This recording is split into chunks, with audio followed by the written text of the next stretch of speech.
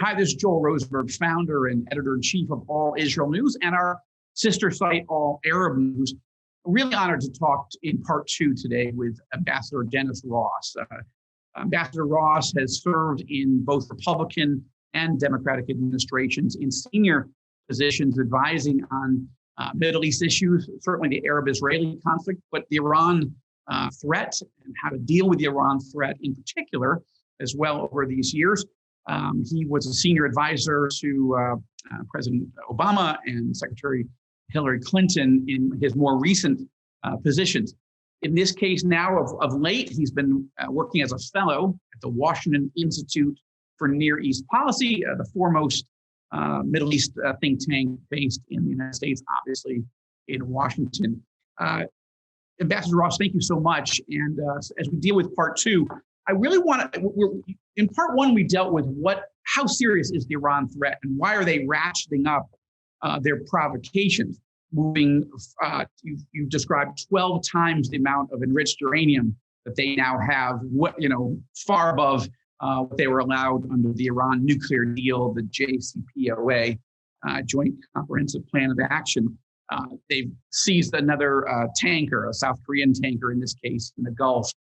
They're developing this nuclear metal that they could, in theory, help build a nuclear bomb. So these are very serious provocations. Your argument is that they are trying to provoke a response from the Biden administration, primarily that the Biden team would find some way to give them a lot of money to remove or at least reduce the economic sanctions that are really squeezing, one could say, choking the Iranian economy. And now, in the last interview, and you talked about how the Israeli threat of using military force if Iran moves past a threshold, which you believe we are now at. Secondly, you said that the Trump administration did a good job at this maximum pressure campaign and ratcheting up this intense pressure, but did not allow sort of an off-ramp diplomatically for Iran to dial things down. And obviously they haven't done it on their own. So now you're suggesting with a military option that's real and serious from Israel, and the maximum pressure Trump legacy economic sanctions. Now all eyes are on the new president and his team to say, okay, can Biden navigate this? So let's start with, who is Joe Biden? You know him, you've worked with him, and not just sort of in passing, in specifically dealing with Middle East and Iran particular issues. So why don't you take a moment and walk us through some of the key things our audience needs to know about President Biden, and then we'll talk about some of the key people in his team now if they get confirmed. But I think every president should get their team confirmed. But we're talking about Tony Blinken at State, Jake Sullivan at National Security, William Burns. Be interesting your take on him heading into CIA and so forth. Joe Biden, President Biden. What's your take on him, Ambassador? Well, look, first of all, he is an incredibly decent person. What you see is what you get. He is a people person. I like to tell a story about him because I think it's so revealing. One evening in 2010, my middle daughter and her boyfriend came, and I was giving them a tour of the White House. It was around a little after 8 o'clock at night. What was your role at that time? I was special assistant to President Obama, and I was the broad coordinator of everything from Morocco through Bangladesh. So I had this kind of a light job description. Okay. Yeah, it was every conflict basically there was, I had to somehow deal with it. So anyway, around 8 o'clock at night, I'm showing them through the West Wing. And when in the West Wing, there are two corridors that aren't parallel, but they move in a kind of converging direction to the Oval Office. And they're separated by the Roosevelt Room. So when you're walking down one hall, if the doors are open, you can see who's walking down the other hall. And I looked over and I saw the Vice President, Joe Biden, in a tuxedo. Obviously, he was supposed to be somewhere. And I told my daughter and her boyfriend, I said, just wait here for a second. And I just ran over to his office, and clearly his staff people were kind of looking at their watches. He was obviously late for a function. And I said, look, I won't take long. Can I just bring my daughter and her boyfriend over to say hi to you? He says, yeah. And I could see all of his aides going, So I bring him over, and he spends the next half hour with them. Wow. He insists on telling them everything about the place, showing them around. He can't say enough about how great I am. I mean, it was just, this is Joe Biden. It's just, he is a natural people person, number one. Number two, he has a deep emotional, historic connection to Israel. It goes back to when he was a 29-year-old senator meeting Golda Meir. Nobody in Israel can talk about their conversation. Netanyahu can't talk about conversation with Golda Meir. I mean, that's. But he tells this story, and I've heard it many times, and because it had such a serious effect on him. He was worrying with her about looking at everything Israel faces, who surrounds it, and asking, how do you sleep at night? And she says, Senator, we have a secret weapon. We have no place else to go. And for him, it's a foundational element, how he looks at Israel, as is his view that Israel is the only true democracy in the region, and therefore we have a commitment and obligation to it. But he was steeped in this. He talks about how his father talked to him about Israel and the Shoah. So for him, this is something deeply embedded in his own personal identity. I want to make a point here, because a lot of our audience are evangelicals, not all, and we certainly got Muslims and Jews and people of all kinds of faith and no faith. But evangelicals, as you know, have been very concerned about the Obama team's interaction with Israel and obviously with Iran. But one of the points you make, and I think what I'm trying to sift out as I talk to building more relationships on the Democrat side, which has not been my strong suit, but certainly talking to David McCoskey and reading your work over the years, you describe Biden as certainly different from President Obama, both in terms of just style and personal warmth and chemistry, but also that Biden was often the man that Obama sent in to try to smooth over or de-escalate the tensions that Obama and Netanyahu were having. Is that, am I reading that right from what you're? Yes, you are reading it completely right. He was. That's interesting, right? It is, and it's also fairly lump them together. It's part of his natural instinct. Look, I'll give you another anecdote because it really captures what you just said. So you'll recall back in 2011, Obama gave a speech the day before Prime Minister Netanyahu was arriving in the States, and he gave what was a kind of partial parameter speech where he talked about 67 and mutually agreed swaps as a parameter for borders, but he also talked about the end objective being 2 states for 2 peoples, and that the borders had to be matched by meeting Israel's security needs, with Israel being able to fulfill its security needs on its own by itself. It wasn't saying we would be less committed, but the Israelis always said security arrangements must permit us to defend ourselves by ourselves. And that was also part of the speech. Prime Minister Netanyahu felt this was putting him in the corner just before he arrived, and this ended up producing the image of him lecturing Obama in the Oval Office about it. And to be fair, somehow saying that Obama was saying going back to 67 lines, which he was not. 67 and mutually agreed swaps meant you absorb all the blocks into Israel, and then you have a compensation for that. This was on a Thursday. On the Sunday, Obama gave a speech to AIPAC and then flew to Europe. The next day, Biden met with Netanyahu in the White House, and because they have this personal relationship, and Biden has always said how much he likes Bibi, even when he disagrees with him. He famously signed a photograph saying, right, I will always love you, even though I don't agree with one damn thing you've ever, said, or something to that effect. I'm paraphrasing, but there is, the truth is, there is a warm personal relationship there, and partly because it was Biden, partly because Netanyahu also wanted to manage things, but he knew he could manage it with Biden. They came to an understanding on how we could use what the speeches of what Obama had laid out in these speeches, how we could use them as the basis for creating a set of parameters. And in fact, we worked through the summer and we got agreement. Netanyahu not only agreed to them, but he got his cabinet to agree that these parameters that actually grew out of these two speeches would now be the basis for going forward diplomatically. In fact, we got the EU to accept it. We couldn't get the Russians to, and Abu Mazen rejected it because even though an objective was two states for two peoples, he rejected the reference to Israel being the nation state of the Jewish people. But the point was, here was Biden who came in the aftermath of what was tension, and he fixed it. And he oftentimes defined his role that way.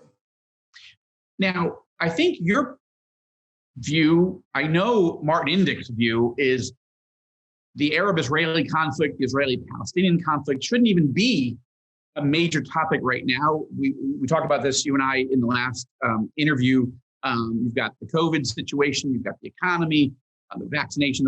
There's a lot of issues on President Biden's domestic plate, including de-escalating the partisan tensions, if that's what he said he wants to do. Now, impeachment has injected an entirely new element, but we'll have to navigate through that. So, but Iran is an issue that he sort of has to deal with, in your view, because, and I agree with you 100%, Iran is forcing itself. So what would Biden's objectives be in the big picture? And then I want to draw, like, what does he want to do? Not getting into every detail. We'll again link to your paper of what you recommend he should do. But what are his Middle East objectives coming in? And then I want to we won't be able to go through all of them, but certainly Tony Blinken and Jake Sullivan, I think we ought to get your take on at least these two. Look, I would say, again, you put your finger on it again correctly. The Middle East is not a preoccupation for him, even internationally. Now, famous last words, you can come in saying you don't want to focus on the Middle East, but the Middle East has a way of imposing itself on you, whether you like it or not. Which is why we started All Israel News, by the way, because even in the midst last year when it was COVID, we know the pendulum is coming back. It's just the way it's done here.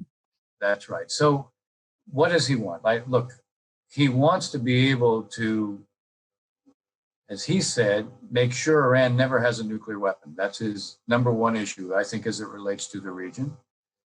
Number two, I think he wants to see the normalization process between the Arab states and Israel develop further. Recall, he embraced the UAE breakthrough with Israel immediately, no hesitation. There was no other issue on which there was any agreement with the Trump administration in the political campaign. But on this one, he immediately said he supported this. So I think he will build on the normalization as a second thing.